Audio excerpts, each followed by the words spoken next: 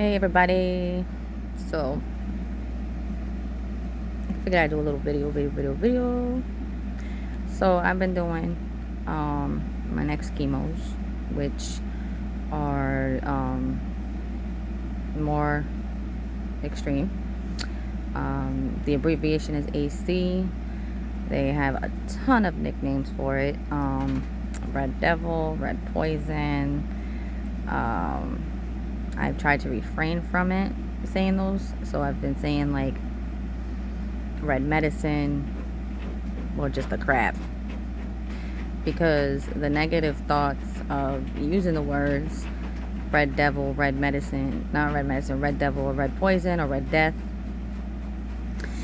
just keeps putting that negative mind frame, and all you're gonna do is keep thinking about how horrible it is, because the reality is it is horrible. Like, this is no joke. Bella, cut it out. Dogs. Anyways, so I did 2 so far. I have 4 total.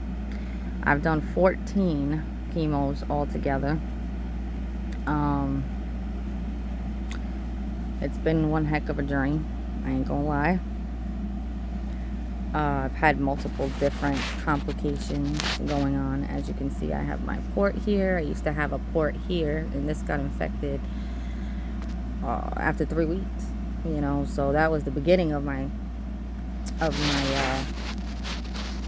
journey that started in September 10th. I was diagnosed last year. And for you guys that are following me, I'm sure you all know this. So now, yesterday, I go in for a follow-up, and I get some blood work. Blood work's great, everything's going good until apparently I got bit by a tick, and do not know how, because I have not been out. I have only gone from my house door to the car to the hospital and back. So now I got, and it's not Lyme disease. I forgot what crazy medical term it was. But it is, from, I guess, what I was reading, from a starback tick that we do have here in Rhode Island. I guess they migrated. They were mostly like in New Jersey, New York, and stuff like that. The problem is I didn't know about being bit, and as far as symptoms go, I wouldn't know the difference between the chemo symptoms and that, because the fatigue, the body aches, the joint aches, headaches, nausea, all of that I'm already feeling. So this has happened numerous times. I've had numerous infections. Unfortunately, my body does not like foreign objects of any kind. Thankfully, the chemo has been very responsive to the tumor. The tumor started shrinking just at the second chemo that I got back in November of last year. So that's the plus side of it all. But it has not been an easy journey. I know there's others out there that have had worse. I know there's others out there that's had better. And in this journey, everybody's journey is different. So I'm 2 more away from completing all my chemos. I'm so praying that I can continue with minimal problems, because I've had 10 months of craziness already. This should have been done earlier, but that's in a perfect scenario. Now I'm on antibiotics for a couple weeks to try to get rid of the tick-borne bite that I got, little disease, bacteria, whatever it's called. And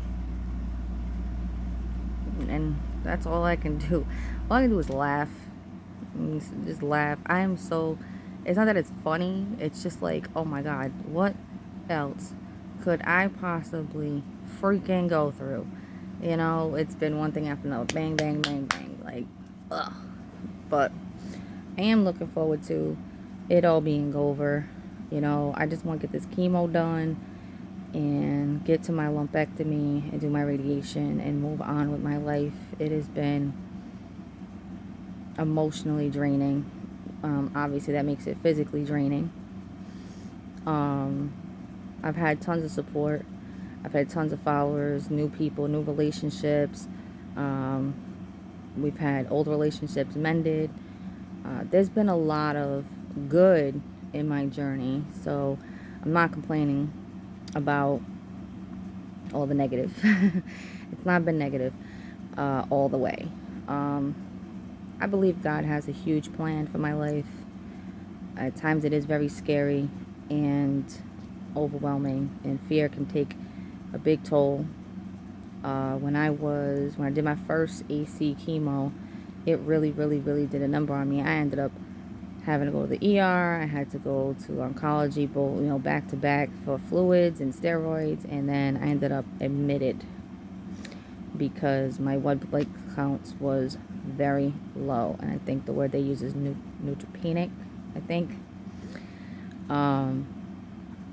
So I was admitted for a couple of days, and then I was able to come home, and then I was scared to be home. Like, I was scared to be in the hospital, the first day, and then it got myself to just say, you know what, you're in the best place, you got to be here, so on and so forth. So then when I went home, I was like, oh my God, I don't want to be here.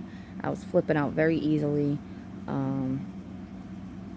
It was just, my anxiety was through the roof. It's still there, here and there. And it sucks, because I came into this part of my life, this journey, with already traumas from the past, PTSD, depression, anxiety, with degenerative disc disorder, with 2 hernias, with many years of trauma, so I was already going through stuff and already healing from other stuff. And I was doing so good, before I found out I had cancer. And then I was getting ready for a hysterectomy, which I still got to do, by the way. So cancer definitely turned my life upside down very fast. I've had, like I said, great support. I've met new people, people I probably wouldn't have met if I wasn't on this journey. I'm huge on wanting to be out there in the community. I used to do outreaching, part of a ministry, all of that stuff, and that's just who I am, and I want to be able to do that, and I got to get healthier, and I got to get there.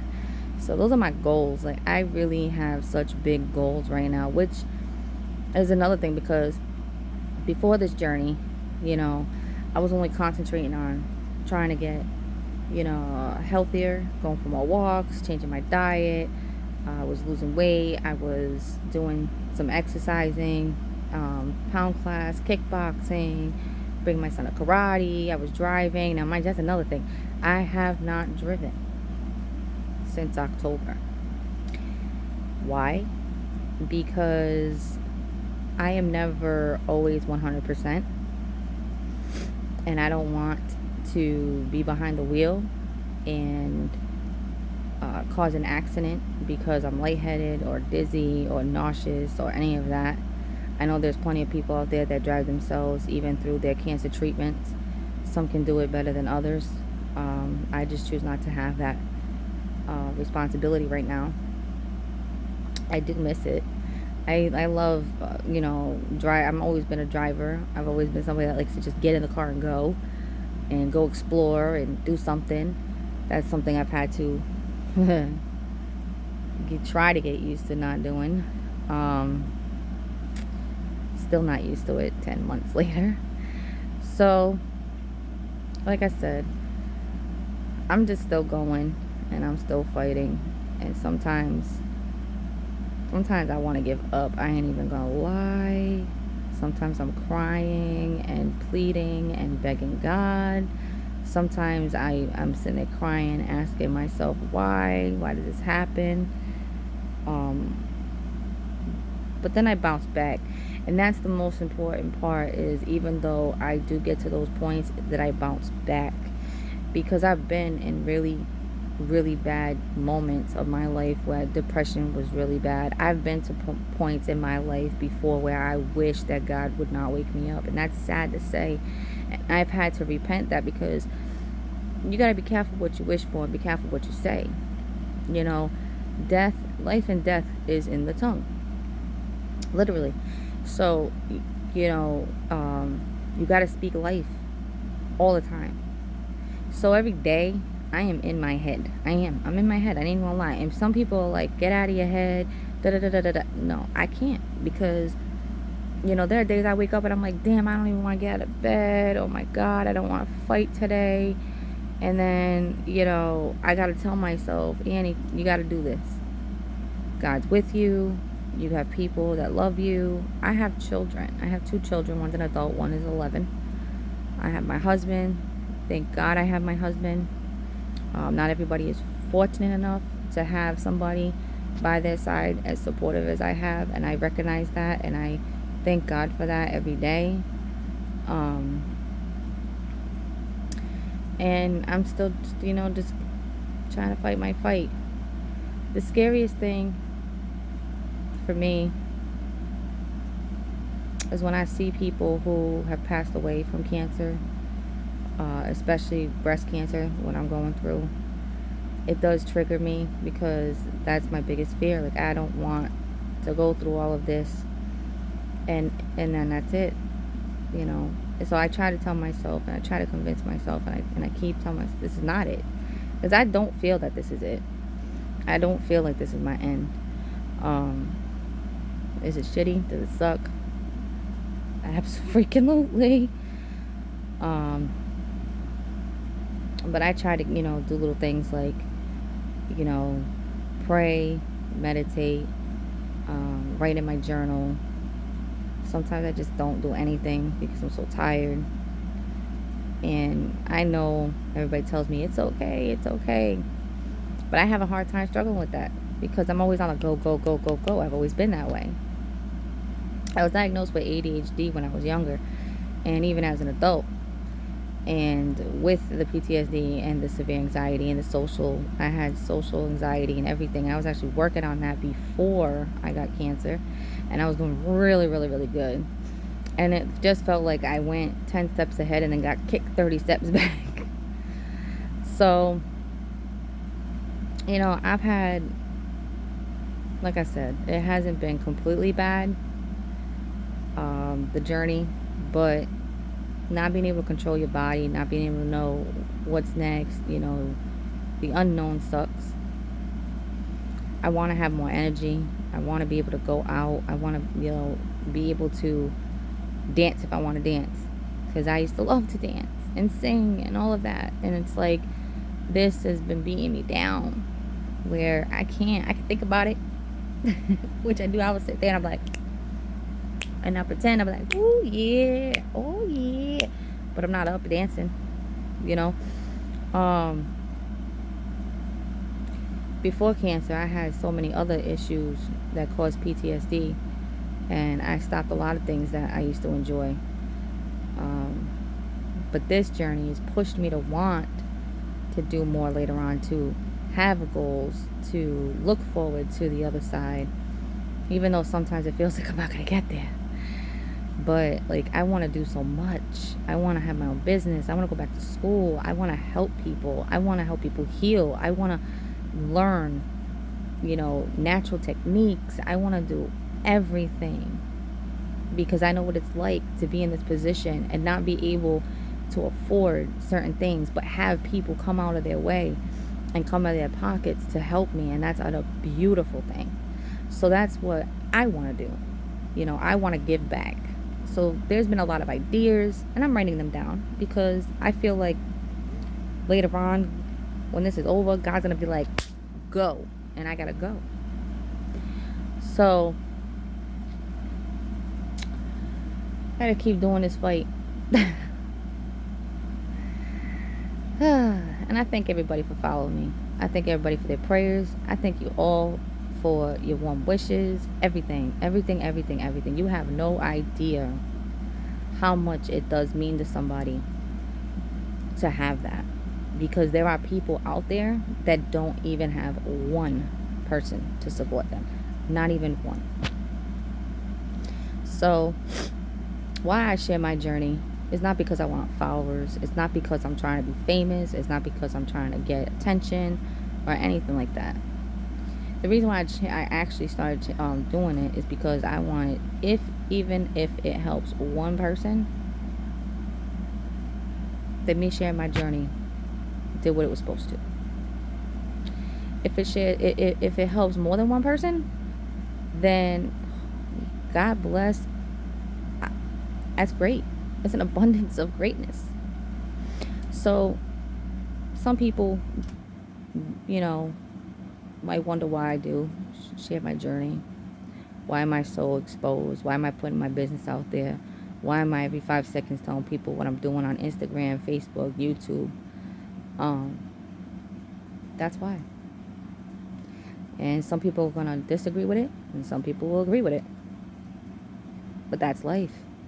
In the mix of all that, I've also, joined Lime Life before I had cancer, which is a skincare product, which has been amazing. As you can see, my skin is still good for somebody who's been going through chemo. A lot of people go through peeling and all of that stuff, dryness, and I've been pretty good because it's all natural products that I found that worked for me. And I was blessed to get that as a gift, to become part of that team with no, stress of trying to make money right now. But eventually that will be a part of my life. I also joined Young Living, which is the essential oils, all natural, seed to bottle. Another, natural good product for myself, which I will probably utilize later, the two, for whatever future goals I have going on.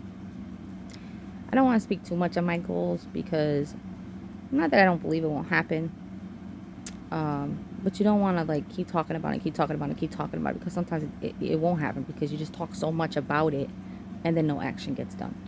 So I've been writing it down. Sorry, my eyes itchy as hell. I'm losing a little bit of my eyelashes again. I lost all my hair once, and then I had a big break when the coronavirus came in. So all my hair came back thicker and more.